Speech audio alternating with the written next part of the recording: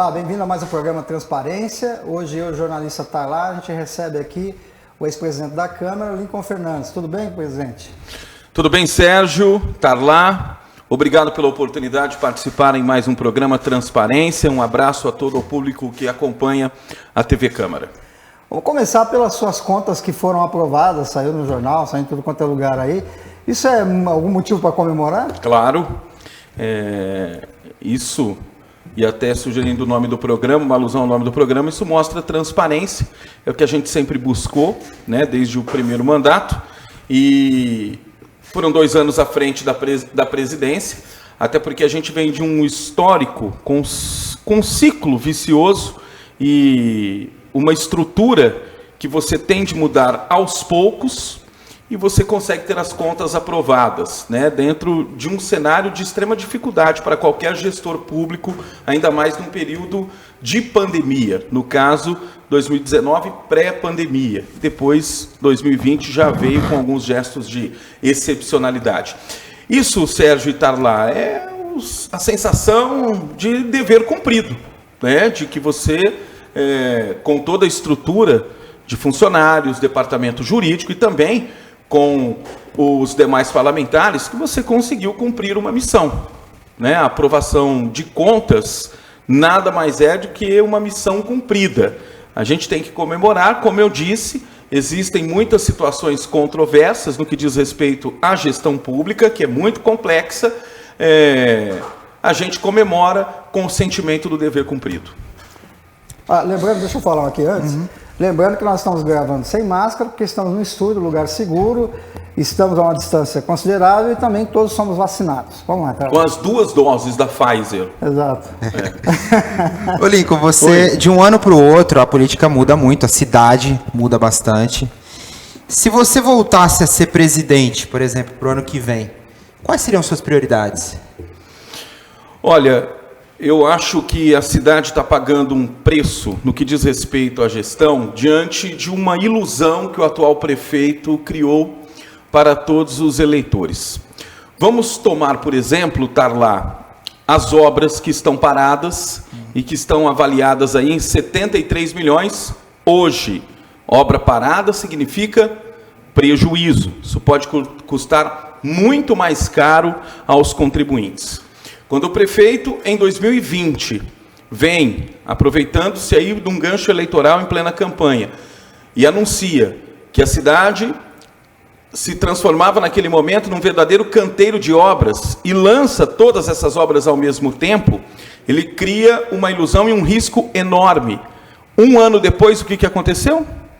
Problemas de contrato não previstos, falta de experiência ou de competência do secretário de obras do município, que até admitiu publicamente que estava aprendendo modalidades de contrato, e aí você tem um problema contratual e todas as obras travam de uma só vez. Empresa abandonando obra? Empresa abandonando obra, por quê? Falta de gestão. A prefeitura, ela gastou toda a energia no anúncio da obra, mas não no cumprimento de cada obra em si. Nós temos obras faraônicas que estão travando a cidade de Ribeirão Preto.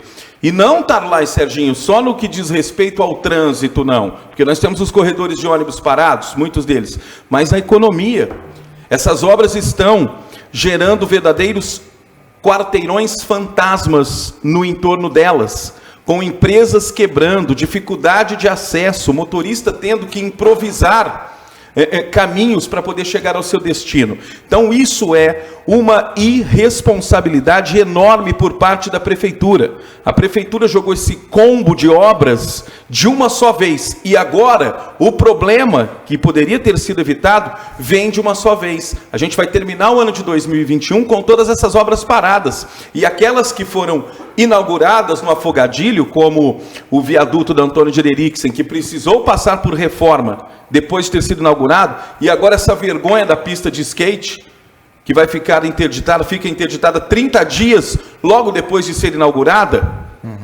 A gente imagina essas pessoas sendo empregadas, a começar pelo secretário de obras, na iniciativa privada. Ele já estaria na rua faz tempo. Já estaria na rua faz tempo por incapacidade. E, infelizmente, e isso envolve também a Secretaria da Administração. E eu vou aqui tomar, por exemplo, se vocês me permitem, desculpe me alongar, a obra do anexo da Câmara Municipal. O que nós fizemos quando assumimos a legislatura em 2017?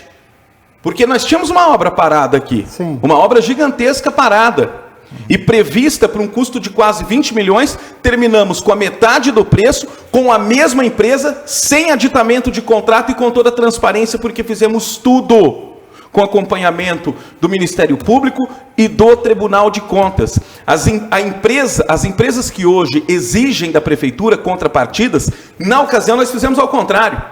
Nós é que exigimos das empresas. E elas cumpriram. Ao invés de levarem dinheiro da cidade de Ribeirão Preto, elas, para continuar a obra, tiveram que oferecer mais, no caso, projeto de eletricidade, de logística, de ar-condicionado e tudo mais. Então, o que aconteceu? E isso vem, Serginho, e está lá, ao encontro aí da informação das contas aprovadas. Então, nós fizemos o correto. Gastamos menos, mostramos transparência e colocamos, no caso aqui, todo o corpo de funcionários da Câmara e o corpo jurídico, profissionais dedicados a poder cumprir cada item do contrato, tanto de um lado como de outro. Então, hoje, com essas obras da Prefeitura, a cidade paga um preço muito alto. O fim de ano para os comerciantes vai ser dificílimo. A Prefeitura, que não ajudou em nada, absolutamente ninguém na pandemia, ainda atrapalha. Porque olha o reflexo disso, economicamente falando, para qualquer loja, para qualquer empresa ao lado de uma obra parada. Não tem movimento, você não tem como chegar. Ô, Lincoln, essa sua forma de questionar, de ir para cima, típico dos jornalistas mais antigos, né? Raiz. Raiz. Jornalista raiz. Isso não te traz muitos inimigos, não? Eu acho que não. Eu acho que você pode ser incisivo, você pode cobrar, você pode questionar, sem desrespeitar. Mas traz resultado? Claro que traz resultado. Que é isso que a população quer saber. O Lincoln é assim, tal, mas e aí, traz resultado? É claro que traz resultado, principalmente para a população. O resultado tem que ser para o povo, não para mim. Sim, mas você acabou sendo atendido, alguma coisa acabou mudando por causa da sua Claro, Sérgio, olha só quantas... Diz aí alguma coisa. Olha, vamos colocar aqui um exemplo da CPI dos bancos, que a gente fez na última legislatura. Nós descobrimos que os bancos devem anualmente, por não pagamento de ISS, para a Prefeitura, em torno de 70 milhões de reais. E descobrimos também, e conseguimos barrar um contrato, no que diz respeito a softwares de levantamento de impostos. A Prefeitura queria implementar aqui em Ribeirão Preto um contrato igualzinho, Ctrl-C, Ctrl-V, da Prefeitura de São José dos Campos. Eu lembro disso. Onde a Prefeitura também é do mesmo partido. Isso foi denunciado, acarretou até em consequências de operações por parte do Ministério Público recentemente. Na questão dos bancos, além de descobrir, isso foi para frente, porque aí sai do Legislativo. Sim, poder, mas aí a Secretaria da Fazenda, né? A gente aponta a situação, aponta o problema e levamos isso ao secretário da Fazenda. Eu me lembro até que o ex-secretário da Fazenda chegou a agradecer a CPI dos bancos por este trabalho minucioso. Esse é um dos exemplos. Agora, qual o papel de um parlamentar, no meu entendimento? A prerrogativa principal é fiscalizar e defender a população. Por quantas e quantas vezes já não tivemos a oportunidade de, no meu caso, me posicionar contra atos de desmando, seja contra funcionários públicos, seja contra famílias mais humildes, seja contra as minorias, seja contra a cidade de uma forma geral. Para quem não se lembra, o prefeito queria aumentar o IPTU em 300%, 400%, 500%, porque agora vem agora outra paulada em torno de 11%, né? Mas o prefeito queria aumentar 300%, e a gente barrou aqui na Câmara. Então, na hora que o povo precisa, você tem de estar lá para, de alguma forma, oferecer alguma defesa, para tentar proteger a sociedade. É isso que a gente não vê acontecer, por exemplo, no estado de São Paulo, na Assembleia Legislativa, onde o governador manda e desmanda, faz o que quer e não é investigado. A população não pode esquecer que o governador, com a ajuda da maioria dos deputados da Assembleia Legislativa, aumentou o ICMS de tudo. Aumentou o imposto do remédio, aumentou o imposto do pneu, do combustível, aumentou o imposto do prato de comida. É nessa hora que o parlamentar tem que entrar, porque isso vai à votação. E se você votar não, ele não consegue implementar um aumento. Infelizmente, muita gente vota sim. Lincoln. Oi. Você é do PDT, né? Sim. Filiado ao PDT. Presidente, inclusive. Presidente do PDT. Na última legislatura, a gente tinha 4 vereadores do PDT. Hoje está apenas Lincoln Fernandes. A que você deve? Todos os partidos diminuíram, né, Tarlá, o número de vereadores, porque nós reduzimos o número de vereadores em Ribeirão Preto. Inclusive, numa votação recente, nós extinguimos 25 cargos que pertenciam à assessoria dos 5 vereadores que não estão mais aqui. Eram 27 e agora são 22 vereadores. Todas as bancadas acabaram diminuindo. Agora, é uma questão de estratégia eleitoral. A nossa segunda suplente na eleição teve mais votos que 14 parlamentares que estão com mandato. Então, a regra eleitoral ela é muito complexa. E o PDT não teve candidato a prefeito, né? O PDT fez alianças na última eleição. E é absolutamente natural que toda chapa que tem uma candidatura a prefeito acabe emplacando mais vereadores. O PDT continua com a mesma força, com a mesma representatividade e vai crescer ainda mais. Falou da prefeitura, só aproveitar o gancho, Fica à vontade. Sérgio. Você já tem uma projeção política aí para ser prefeito, de repente. O que você pensa sobre isso? Não sei, você acha que eu tenho? Talvez. Eu não sei. A gente tem que deixar isso sempre ao crivo da cidade. Eu cumpri com o meu primeiro mandato, né? Apenas, né? Eu sou relativamente novo na política, estou iniciando agora o segundo mandato. E a gente vai aprendendo muita coisa. Eu creio, Tarlá e Sérgio, e o meu nome era muito bem sugerido nas pesquisas eleitorais na eleição de 2020 para a prefeitura. Eu ia perguntar né? isso. Exatamente, é bom até que eu tenha a oportunidade de esclarecer a situação. Ô Lincoln, por que você não foi? Por que você não disputou a prefeitura de Ribeirão Preto? Porque já estava tudo arrumado. Muita gente esperou já estava tudo armado. Armado no sentido de articulação política. Você não coloca em prática um projeto para ser o gestor de uma prefeitura do tamanho de Ribeirão Preto, sozinho. Bom, você tem que fazer composições, porque uma eleição para uma cidade desse porte não se ganha subindo em cima de um banquinho com um megafone falando em qualquer esquina da cidade. As composições, as articulações já estavam sendo feitas. E eu não vinha de um processo para disputar a prefeitura, não me passava pela cabeça esse tipo de situação. Foi algo repentino. Foi algo que veio numa condução natural, mas eu ainda não tinha preparado esse projeto. Nos anos seguintes pode ser diferente, e vai ser diferente, porque a cidade precisa entender a leitura de uma composição política. E infelizmente a prefeitura, o domínio político em Ribeirão Preto, ele está há muitas décadas nas mãos de poucas famílias.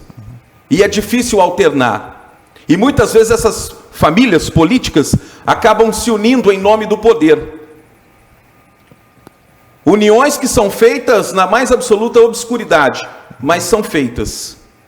Então, para enfrentar um projeto desse porte, né, para enfrentar um processo dessa magnitude, você também precisa estar bem preparado. Você também precisa ter toda a estrutura política para poder enfrentar um processo como esse. Quando você fala eu agradeço muito a população de Ribeirão Preto por ter me credibilizado a essa condição. Tanto que, mesmo vindo a vereador, né, tendo esse rompimento numa pré-candidatura a prefeito, fiquei entre os 3 mais votados. Né, eu acho que o posicionamento transparente, como o próprio nome do programa diz, é tudo. É absolutamente válido você jogar limpo com a população. Hoje a gente vê as composições políticas e os seus reflexos. Eu acho que a gente não tem uma memória tão curta para querer não lembrar o que aconteceu nas eleições de 2020, né? Quem andou junto com quem. Quando você fala que estava tudo arrumado, as composições, sim, tal, inclusive doações e tudo mais... Não, no que diz respeito às composições políticas. Sim, mas Vejam aí não só. entra também apoios de empresários e tudo mais, ou de classes como sindicatos, associações? Não, eu nem cheguei a nem chegou nessa fase. Eu nem cheguei a essa situação. Tá. Aliás, Ribeirão Preto tem um histórico traumático quando a gente fala em apoio de empresário, né? Basta a gente relembrar o que aconteceu na Operação Sevandija. Não vou entrar no mérito, não sei o que aconteceu, não cabe a mim aqui fazer julgamento daquilo que não vi e daquilo que não vivi. Eu estou falando aqui de composições políticas. O Brasil não está se surpreendendo com a filiação do presidente Bolsonaro no PL agora? Então, o cenário político, ele é muito controverso. O cenário político apresenta uma situação hoje que amanhã pode ser diferente. Então, em Ribeirão Preto, havia já, no que diz respeito às articulações políticas, isso no meu entendimento, já estava tudo armado, já estava tudo combinado no que diz respeito a alianças políticas sobre quem disputaria a eleição. Aí não tinha por que você entrar, se já, o jogo já está feito. Exatamente. É uma questão de composição política. Você não entra num projeto desse sozinho. Você não entra num projeto desse sozinho, politicamente. E foi exatamente isso que aconteceu. Agora, essa cidade merece muito mais. Essa cidade está pagando um preço muito alto por oferecer o poder e involuntariamente, porque muitas vezes a população, como aconteceu em 2020, é induzida ao erro, é iludida, acredita em histórias, acredita em mentira. E, infelizmente, o preço é pago todos os anos, em cada centavo, em cada imposto. E não é barato. E é pago para pessoas que se viciaram em dinheiro público. Há décadas em Ribeirão Preto. Você comentou sobre o governador do estado e a relação dele com a Assembleia Legislativa. Não, ele manda na Assembleia Legislativa. E, infelizmente, com a conivência dos deputados da nossa região. Que votaram, inclusive, o aumento do imposto do ICMS e essa questão agora que prejudicou funcionários públicos, inclusive bombeiros, inclusive policiais militares aposentados. Onde já se viu uma coisa dessa? O cara está lá para proteger os trabalhadores e acaba votando contra estes mesmos trabalhadores. Então tem coisa, gente, que a população precisa ficar atenta, precisa estar atenta, se informar exatamente para saber o que acontece. E infelizmente o que está acontecendo não é bom. E em relação ao presidente da República, qual a sua avaliação de governo dele?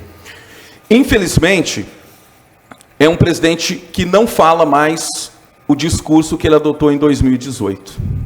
O presidente não manteve, e ele poderia ter feito isso, com a força popular que ele entrou no governo. Com essa força popular, ele é quem poderia estar regendo as regras do Brasil hoje.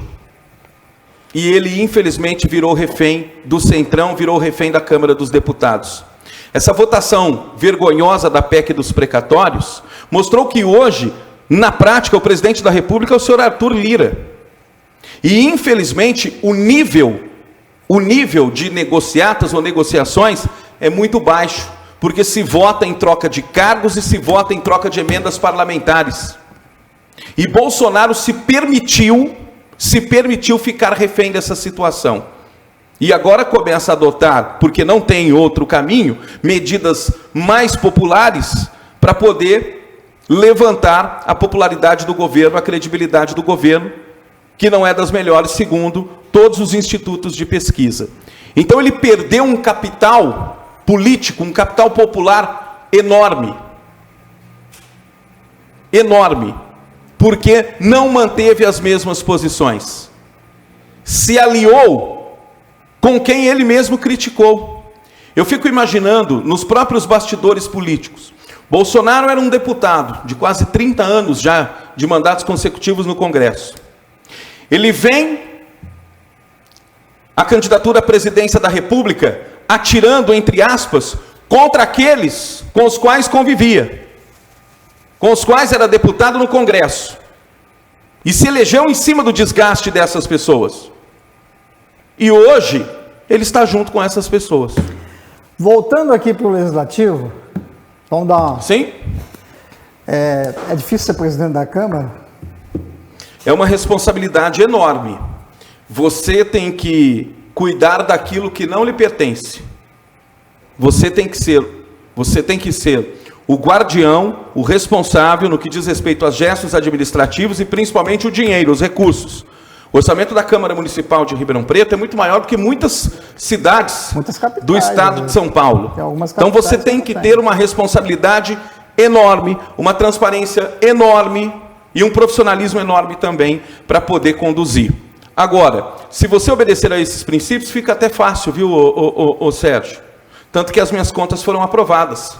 Então, mas você tem a população de um lado, servidores do outro, porque vocês precisam de servidores. Servidor é da população também. Não é servidor de um lado, população do outro. Não, todo mundo é população. Você tem que esclarecer ou prestar contas para a população, mas tem que cuidar dos seus servidores e também tem os vereadores.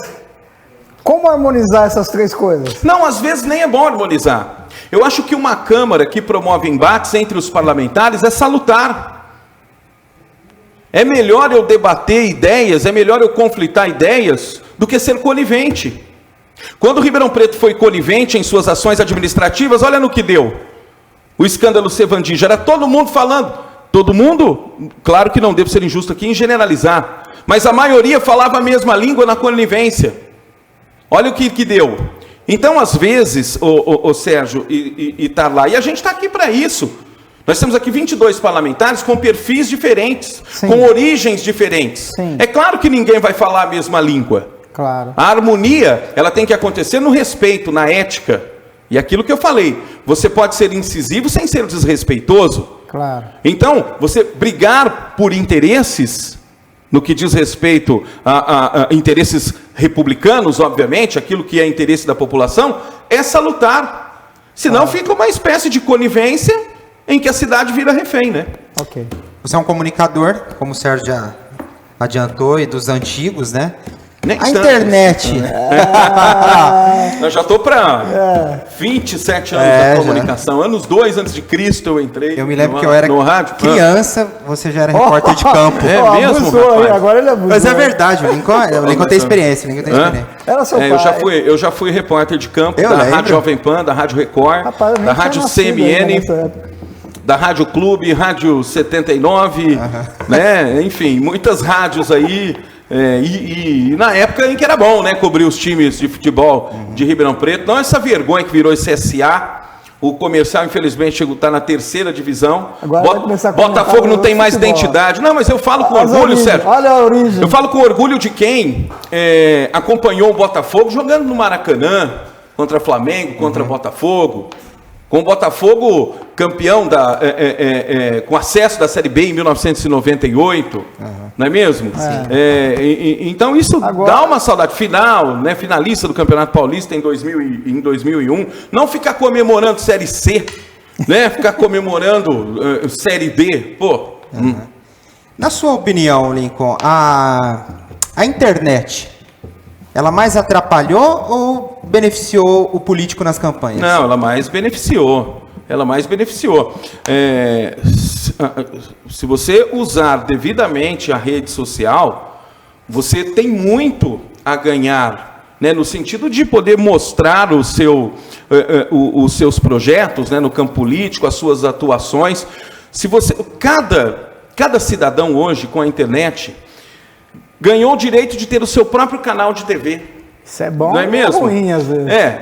Mas aí o problema não é o Instagram, o problema é o cara que montou o Instagram ou o Facebook, não é mesmo?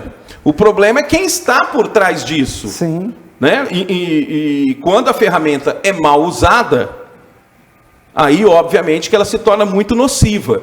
Sim. E ainda a capacidade de se combater os crimes que acontecem na internet, a nossa capacidade ainda não é das melhores. Ela não avança na mesma proporção em que o crime avança. Claro. Então, e os crimes da internet são muito covardes. A internet é capaz de destruir a reputação de alguém em questão de minutos. E como que você vai controlar esse tipo de situação? E depois para desfazer não dá mais. Não existe, não tem mais como desfazer. Quem te conhece sabe, né? O universo é muito exatamente. menor do que aqueles que são atingidos. Quem te conhece sabe. Agora, e quem não te conhece?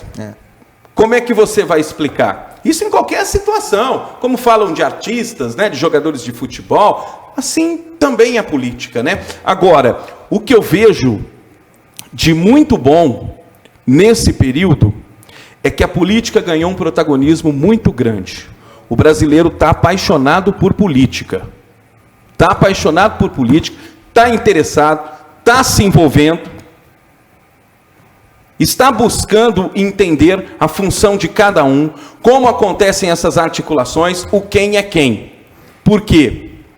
A pandemia paralisou shows, paralisou gravações de novela, parou campeonatos de futebol, peças de teatro, infelizmente. Quem foram os protagonistas ao tomar decisões? Os políticos. E aí eu quero falar de nós, porque nós da TV Justiça, da TV Câmara Federal, nós aqui da TV Câmara, acabamos sendo a ligação entre vocês e a população. Sim. Não fosse a TV Justiça, ninguém saberia o que acontece no STF, que inclusive eles têm lá os problemas entre eles. Ninguém estaria sabendo o que acontece aqui em Ribeirão, que vocês votam.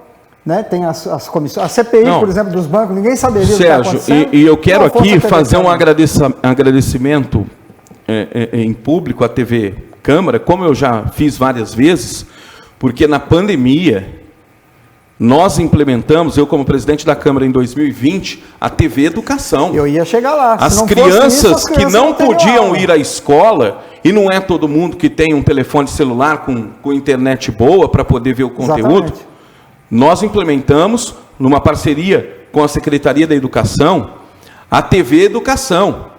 Porque, através da TV aberta, o conteúdo educacional foi gerado para essas crianças. Gratuito. Porque a internet é paga. Em sinal aberto. Sinal aberto. E hoje, né, a televisão é um instrumento, um objeto mais popular. Né? Tem praticamente em todos os lares, então o acesso acaba sendo mais fácil.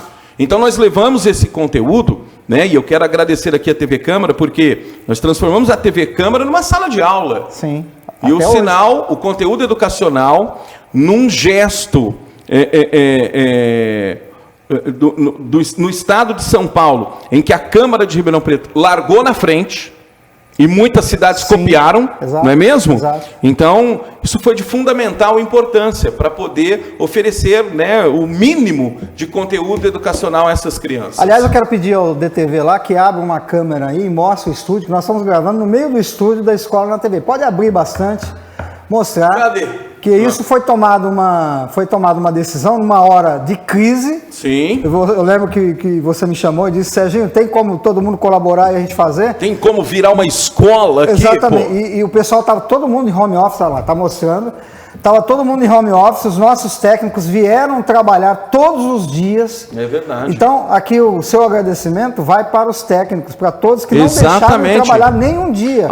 Enquanto todo mundo estava em home office, eles vieram oferecer trabalhar. A condição técnica, porque não é uma coisa simples, né? Você tem que fazer muitas adaptações para que os professores pudessem, didaticamente, né, pontuar as questões. E aí continuou esse ano com a presidência do Baraca, que deu continuidade a esse grande trabalho. Exatamente. Meu agradecimento a todos os técnicos que não faltaram um dia aqui, apesar de toda a pandemia que eles estavam enfrentando. E Ribeirão, a TV Câmara foi a precursora desse projeto. Pois é, parabéns para nós. Parabéns para nós, é isso mesmo. Estamos quase terminando, tem mais uma. Já, pô? Quase. Mais uma Vocês última. nem polemizaram. É a última. Eu tenho reparado, nesse tempo que eu tenho de casa aqui, Lincoln, que muitas vezes a reeleição de um vereador, ela é mais difícil do que um primeiro mandato, uma eleição para primeiro mandato. Você considera que, por estar no seu segundo mandato, o seu trabalho do primeiro foi chancelado pela população? Sem dúvidas. A reeleição, ela é mais difícil porque você é submetido ao primeiro crivo em cima do conteúdo que você gerou, em cima do trabalho que você fez. Claro. Até então, você não tem um histórico, um trabalho na política para mostrar quando você chega a uma eleição, né, de primeiro mandato. Você é algo novo. E quando você é reeleito, e no meu caso, com uma ascensão em 43% dos votos, né? Primeiro, uma gratidão enorme a toda a minha equipe, a população de Ribeirão Preto, por ter credibilizado esse trabalho. Então, isso serve também para você encontrar um caminho. Espera aí, se eu atuei dessa maneira, mantendo os meus princípios que me trouxeram até aqui, por que é que eu vou mudar? Claro. Né? E se a população está chancelando, por que é que eu vou mudar? E nós temos exatamente a consciência daquilo que os eleitores buscam, que é exatamente um parlamentar independente. A representatividade, a população tem que enxergar num parlamentar a independência. Se chega um projeto aqui, por exemplo, as empresas de ônibus estão falando de novo em querer o dinheiro da cidade, mais 13 milhões, como se a prefeitura fosse banco. No meu caso, quando o repasse dos 17 bilhões veio, me posicionei contra. É o desejo da população. E também não é justo para com os cofres do município, porque essas empresas de ônibus oferecem um serviço ruim e a cidade vai ficar refém desse grupo de empresários até quando? Se eles não conseguem oferecer o serviço, pode pegar em Anguera e ir embora, ou para o sentido norte ou para o sentido sul, tanto faz, dê lugar para outro. Ou que a cidade tenha a coragem, através da Transerp, porque ela existe para isso, de assumir o transporte público. Senão não faz o menor sentido. Infelizmente, essa é uma das minhas decepções. Esse grupo que controla o transporte público em Ribeirão Preto está na cidade desde a década de 80. Aí não era você que era novinho, não, tá lá. Você nem tinha nascido. Eu é que era novinho. Você entendeu? E aí, quando você espera que chegue um prefeito ou uma prefeita para não comer nas mãos desses caras, fica tudo igual. O que o prefeito Duarte Nogueira está fazendo é igualzinho que a Darcy Vera fez. Aliás, está fazendo até pior, porque está dando dinheiro para os caras. Aquele contrato foi viabilizado, renovado em 2012, continua absolutamente igual. E agora, com essa choradeira das empresas, de que precisam de dinheiro para poder subsidiar o serviço. Ora, se a cidade está querendo dar 30 milhões para as empresas de ônibus, que a própria cidade assuma esse serviço. Não é mesmo? Era hora de fazer uma conta, ver se não dá para comprar os ônibus aí e assumir, né? Será que não fica mais barato? Exatamente. Exatamente. Já foram 17, ora, 14, dá para comprar os ônibus. E se reclamam tanto, dizem que não dão conta, criam um clima de terrorismo para cidades, passageiros e motoristas principalmente, porque ficam ameaçando não pagar os salários dos motoristas. Poxa, entrega o boné. E aí cai no colo dos entrega o boné. Né? Essas empresas que não deram conta das obras foram embora, né? Por que as empresas de ônibus não fazem o mesmo? Não vão fazer falta nenhuma. Lincoln, o programa acabou? Você já acabou? Quer falar alguma coisa? Eu quero agradecer a oportunidade. Okay. Então, e me chamem mais vezes que eu estarei à disposição. Muito obrigado. Viu? Tá bom. Obrigado, Tala. Eu que agradeço. Obrigado, vereador. Obrigado a você que esteve com a gente até agora. Continue com a nossa programação. Tchau.